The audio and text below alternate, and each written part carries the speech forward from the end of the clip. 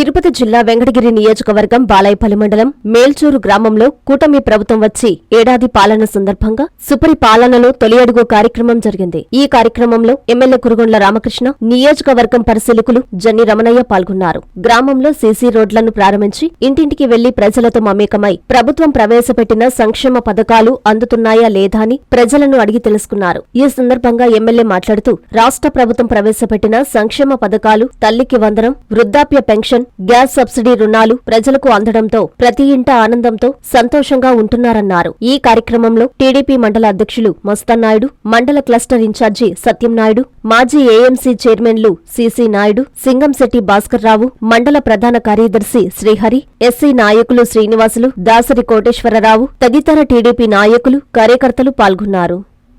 ఏడాది పూర్తయిన సందర్భంగా బాబు గారు సుపరిపాలన తొలి కార్యక్రమం పెట్టడం జరిగింది.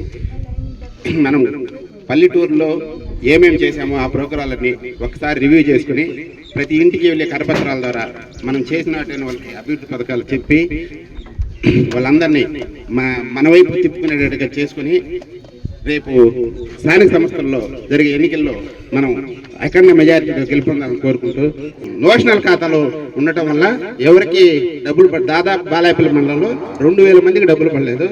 మా ఎంఆర్ఓ గారు ట్రై చేసినా కానీ అది కుదరటం లేదు.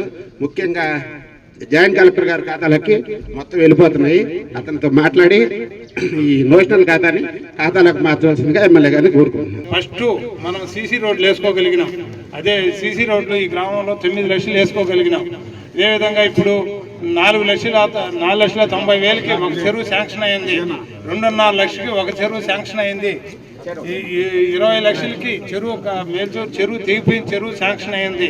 ఇదేవిధంగా అనేక అభివృద్ధి కార్యక్రమాలని ఈ 13 నెలల్లోనే మనం అనేక కార్యక్రమాలు చేసుకోగలిగాము.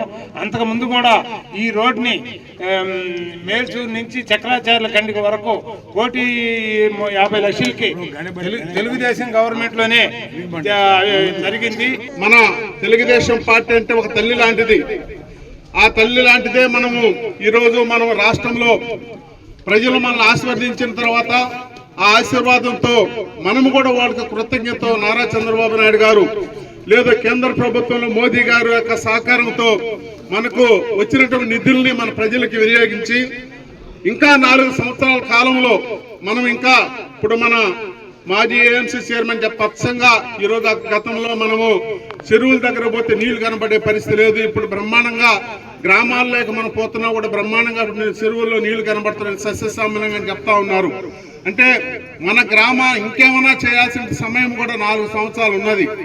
ఎప్పటికప్పుడు మన శాసనసభ్యులు అధికారులతో మాట్లాడి మన కార్యకర్తలు కానీ తెలుగుదేశం పార్టీ నాయకులు కానీ ఈ గ్రామానికి సమస్య ఉంది, ఈ గ్రామానికి సమస్య కావాలా, ఈ గ్రామానికి ఈ నిధుల నుంచి ఈ నిధుల వరకు మనము సరిచేస్తే మనం ఏదైతే గ్రామాల్లో బలోపేతం అవడానికి అవకాశం ఉంటుంది.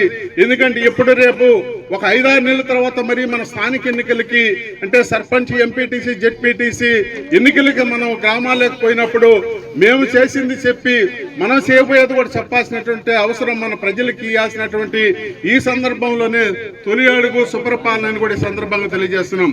గతంలో ఇక్కడ చెరువు చేయకపోతే కూడా మనం ఆగమేఘాలుగా ఆ రోజు నేను వచ్చి చూసి మొట్టమొదటిగా ఆ రోజు 1,50,000 శాంక్షన్ చేయించా. తర్వాత మళ్ళా 11 లక్షలు అంతా దగ్గర ఈ చెరువుకే 20 లక్షల దాకా తెచ్చా ఇవ్వడం జరిగింది. ఈరోజు చెరువుని బాగు చేసుకున్నారు కాబట్టి పుష్కలంగా నీళ్లు ఉన్నాయి, 2 పంటలు కూడా పండించుకోవచ్చు.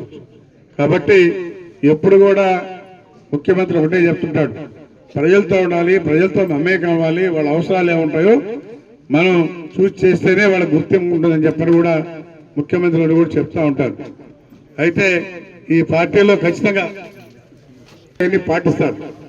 చెరువు డబ్బులు 20 లక్షలు కాక ఈ సిమెంట్ రోడ్లో 9 లక్షల రూపాయలకి ఇచ్చాం.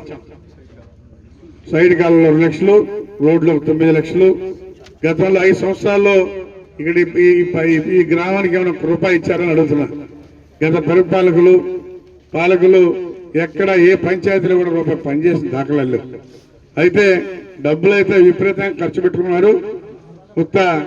అక్కడ అన్నిట్లో రంధ్రాలు పెట్టిపోయారు. ఈరోజు ఏ ఖాతా ఎత్తుకున్నా కానీ దానిలంతా అప్పులే. కాబట్టి తెలివితేటలతో ఈరోజు ముఖ్యమంత్రి కేంద్రం తీసుకొచ్చి కూర్చా తప్పకుండా ప్రతి గ్రామంలో కూడా రోడ్లు వేస్తా ఉన్నాం. ఏవైతే అవసరాలు ఉన్నాయో ఆ అవసరాలన్నీ కూడా ప్రతి గ్రామంలో చూస్తా ఉన్నాం. ఎందుకంటే ఇది ఒక క్రమశిక్షణ గల పార్టీ, తెలుగుదేశం పార్టీ. ఎమ్మెల్యే కూడా ప్రతి గ్రామానికి వెళ్ళి వాళ్ళ అవసరాలు తెలుసుకొని అవి చేయాలని చెప్తుంటారు. కాబట్టి అందరూ కూడా ఇదే విధంగా ఉంటారు తెలుగుదేశం పార్టీలో అని చెప్పాలని కూడా తెలియజేస్తూ, గతంలో కూడా మీ ఊరికి 2-3 తూర్లు వచ్చా. అప్పుడు చెరువు తెగిపోయినప్పుడు వచ్చాను. ఆ చెరువు తెగిపోయినప్పుడు నేనే చూసి నేనే డబ్బులు కూడా శాంక్షన్ చేయించాను. దాన్ని కూడా చేయించే కార్యక్రమాన్ని కూడా మొదలు పెడతాను. తొందరలోనే మీకు తెలుగు నీళ్లు కూడా ఇచ్చే ఏర్పాటు చేస్తామని చెప్పని కూడా తెలియజేస్తాను.